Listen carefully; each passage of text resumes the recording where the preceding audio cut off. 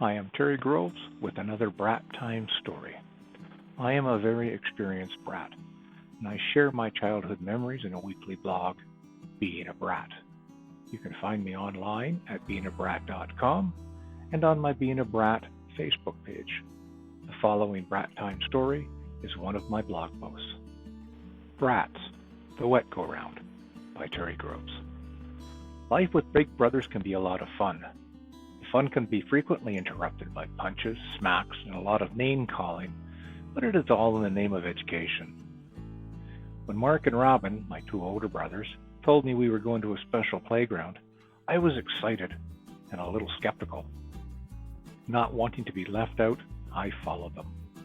I was 5 or 6, so being with my brothers was important. We were soon joined by a couple of other friends, and we headed toward the copse of trees that contained the old oak tree, the ancient, petrified, kid-dismembering tree of legend. But that wasn't our destination today. We ended up at the other end of the copse, right by the chain-link fence that edged the air base.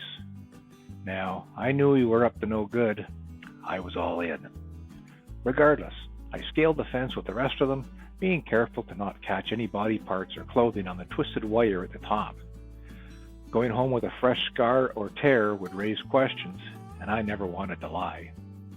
I did profusely though, but I never wanted to. I just didn't want the punishment more. Safely on the other side, we all crouched down, so the cops, the military police, meatheads, wouldn't see us if they came by. My heart was beating hard, the blood pounding in my ears.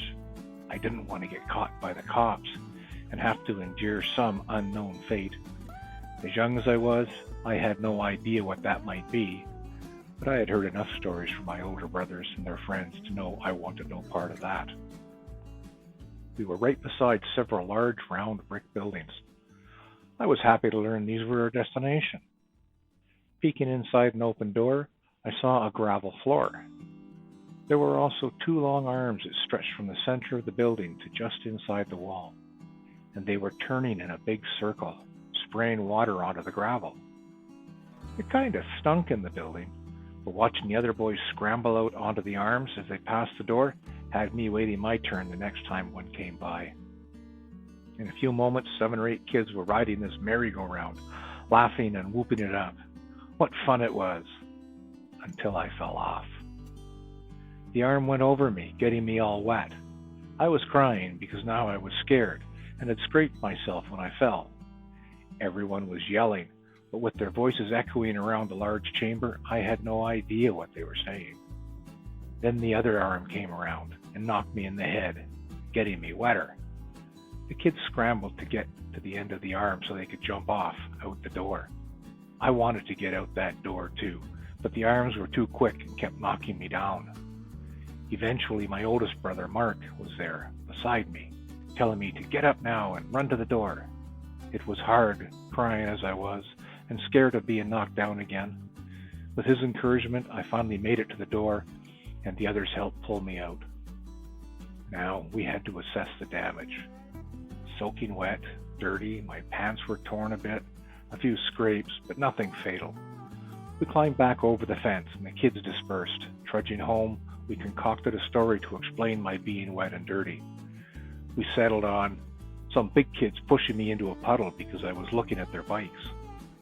I don't think Mom believed our story, but she never learned the truth, and won't unless she listens to this blog. I am pretty confident the statute of limitations for any punishment is expired by now.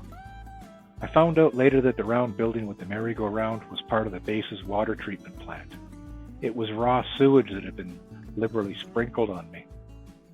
Even knowing that couldn't keep me away. After all, I was a brat, and an adventure is an adventure, regardless how smelly. I was more careful on future trips there, never again falling off. I guess the military police got wind of what we were up to. On one excursion, they showed up when half of us were over the fence, the other half still waiting our turn. I was still on the good side of the fence, so I didn't get in any trouble. But as I recall, that was our last trip there. But perhaps not. After all, we were a bunch of brats, not easily deterred from an adventure. And this was a day I treasure, because my big brother came to my rescue and both my older brothers helped concoct a story to Mom that was as believable as possible. They had my back, and there were no swats or smacks. This was a day for a different kind of education. What kind of things did you and your siblings or friends get up to that you probably shouldn't have?